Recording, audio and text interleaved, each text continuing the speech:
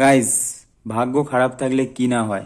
সকাল সকাল গাড়িটা নিয়ে গিয়েছিলাম হচ্ছে স্টেশনে, আর স্টেশনে যাওয়ার পরে আমার গাড়ি স্টার্ট অফ হয়ে যায় হঠাৎ করেই।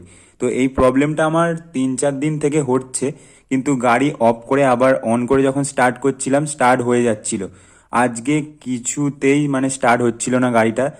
এখন ঘড়িতে বাজে হচ্ছে তোমার 9:30, আর আমি এখন আছি হচ্ছে দিয়ারা স্টেশনে। তো গাড়িটা ঠেলে ঠেলেই নিয়ে যেতে হবে, প্রায় 3 কিলোমিটার আমাকে যেতে হবে এইভাবেই। তো ভেবেই আমার মানে কষ্ট হচ্ছিল।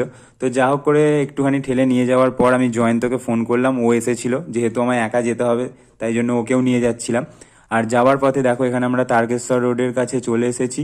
এখানে দাঁড়িয়ে খিদেও পেয়ে গিয়েছিল, 10টা বেজে গিয়েছিল। তারপরে ওখান থেকে আমরা ঘুগনি মুড়ি খেয়ে নিয়েছিলাম। ঘুগনি মুড়ি ওখান থেকে টিফিন করার পর আবারও যাচ্ছিলাম রোড দিয়ে। তো তারকেশ্বর রোড দিয়ে যখন গাড়িটা নিয়ে আসছিলাম তখন আমাদের সাথে একটা দুর্ঘটনা ঘটে যায়। দুর্ঘটনাটা হচ্ছে, আমরা গাড়িটাকে আনছিলাম, ঠেলে স্টার্ট করার চেষ্টা করছিলাম, আর আমিও গাড়ি নিচেই ছিলাম ক্লাচ ধরে। গাড়িটা ছিল হচ্ছে সেকেন্ড গিয়ারে, আর হঠাৎই ক্লাচ ছাড়ি আর স্টার্ট নিয়ে নেয়। গাড়িটা ছিটকে আমার হাত থেকে চলে গিয়ে রোডে পড়লো। তো স্ক্র্যাচ খেয়ে গেছিলো গাড়িটা সাইডটা। তো খুব কষ্ট হচ্ছিল গাড়িটা যখন পড়লো, মানে অনেকটাই জোরে পড়েছিল। তো যাই হোক, আমরা শোরুমে যা হোক করে পৌঁছে গিয়েছিলাম। তারপরে টেকনিশিয়ান এলো ওখানে, তারপরে গাড়ির এটা ওটা প্লাগ খুলে দেখছিল, চেক করছিল। তো ভালো করে গাড়িটা পরীক্ষা করে দেখে নেওয়ার পর ধরা পড়েছিল যে ব্যাটারিটা খারাপ হয়ে গেছে।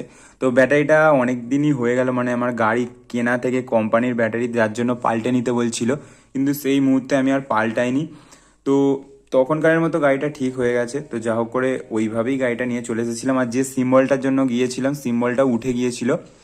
আর তারপরে এইভাবেই চলে এলাম আমি বাড়িতে। আর এখন দেখো দিয়ারা স্টেশনে দাঁড়িয়ে আছি, একটু দোকানে ঢুকেছি। আর তোমরা এরকমই ভিডিও দেখার জন্য প্লিজ আমার পেজটাকে ফলো করে নিও। দেখা হবে আবারও একটা এরকমই নতুন মিনি ভ্লগে। টাটা।